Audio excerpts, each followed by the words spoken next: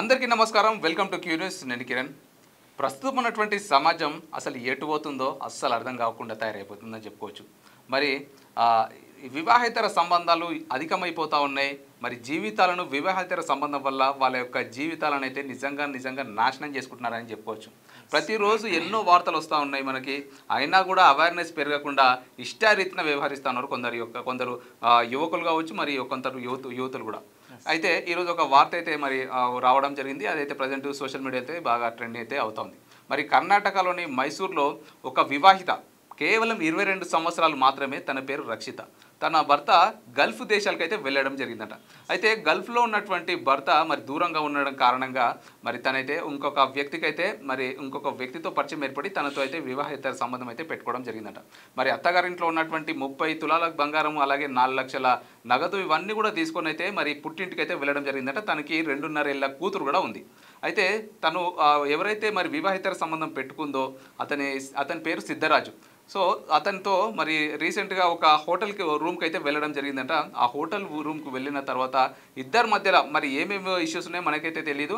మొత్తం మీద అయితే వాళ్ళిద్దరికి మధ్యలో చిన్న గొడవ జరగడంతో, ఆ గొడవ కాస్త పెద్ద గొడవడంతో ఆ యొక్క ఎవరైతే వివాహితర సంబంధం పెట్టుకుందో ఆ సిద్ధరాజు అనే వ్యక్తి ఆ రక్షిత నోట్లో మరి జిలిటన్ స్టిక్స్ అనే కొన్ని పేలుడు పదార్థాలకు సంబంధించినటువంటి కొన్ని స్టిక్స్ ఉంటాయి. సో అవి నోట్లో పెట్టి పేల్చేసాడనట.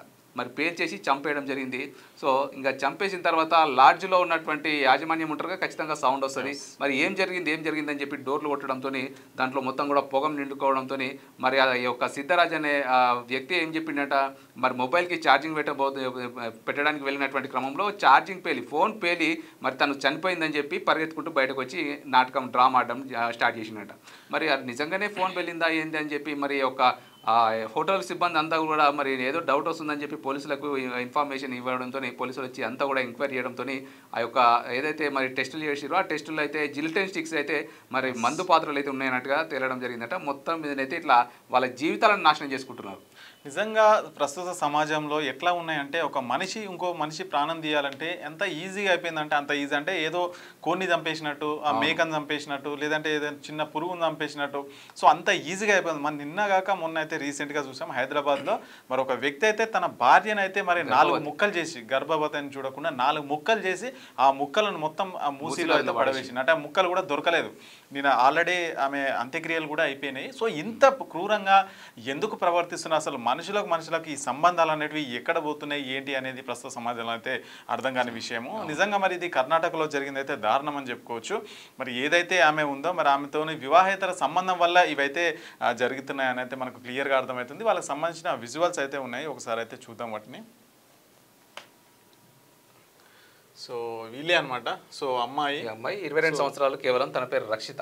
సో ఆయన ప్రియుడు, సో ఆమె ప్రియుడు. సో లాడ్జికి తీసుకెళ్లి నోట్లో బాంబు పెట్టి ఇంత మరీ ఘోరమా అని చెప్పేసి ఇక్కడైతే వార్త అయితే కనిపిస్తా ఉంది. మరి వివాహేతర సంబంధాలు పచ్చని కాపురాలు కాల్చేస్తున్నాయి. సంసారాలను రోడ్డున పడేయడం కాదు, విచక్షణ కోల్పోయి ప్రాణాలు అయితే తీసేస్తూ కుటుంబాల చిన్న భిన్నం చేస్తున్నాయి. తాజాగా కర్ణాటకలోని మైసూరులో రక్షిత అనే 22 ఏళ్ల వివాహితను ఆమె ప్రియుడే కిరాతకంగా చంపాడు. 6 ఏళ్లగా ఇద్దరి మధ్య వ్యవహారం నడుస్తుండగా రక్షిత అత్తగారింట్లో 30 సవర్ల బంగారం, 4 లక్షల క్యాష్ తీసుకొని 2 ఏళ్ల కూతురు కూడా వెంట తీసుకెళ్ళిందంట. మరి 23న ప్రియుడితో కలిసి లాడ్జికి వెళ్ళగా అక్కడ ఇద్దరి మధ్య చిన్న గొడవ అయితే జరిగిందంట. మరి దీంతో తెచ్చుకున్న జిలిటన్ స్టిక్స్, అంటే ఆల్రెడీ ఆయన ప్లాన్ చేసినాడు, ప్లాన్ చేస్తేనే మరి బాంబు తెచ్చుకున్నాడు కదా.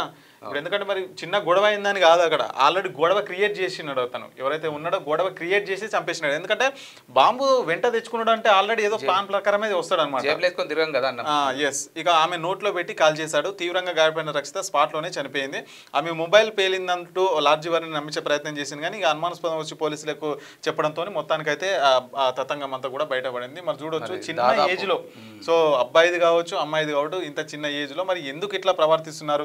సో వాళ్ళకి ఏమేమో సరే అవి ఉన్నప్పటికి కూడా సో ఎందుకు ఇట్లా మరి ఇంత క్రూరంగా ఎవరి దాన్ని వారు చూసుకుంటే అయిపోతాయి. ఇంకోటి ఆయన ప్రియుడు అంట, మరి భర్త మరి ఆమెతో సపరేట్గా ఉంటుందా లేదంటే విడాకులు, ఇక్కడైతే ఎలాంటి అయితే ఇన్ఫర్మేషన్ అయితే లేదు. ప్రస్తుతం అతని ఎవరైతే ఆమె ఉందో ఆమె హస్బెండ్ అయితే మరి గల్ఫ్ దేశాలలో ఉంటాడంట.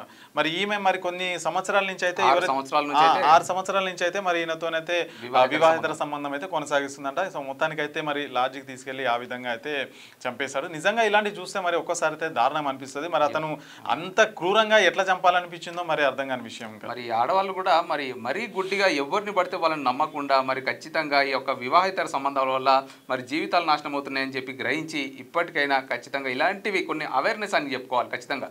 మరి ఖచ్చితంగా ఇలాంటివి గ్రహించి మరి ఎవరిని పడితే వాళ్ళని నమ్మకుండా తగు జాగ్రత్తలు తీసుకుంటారని చెప్పి మరి తెలియదు.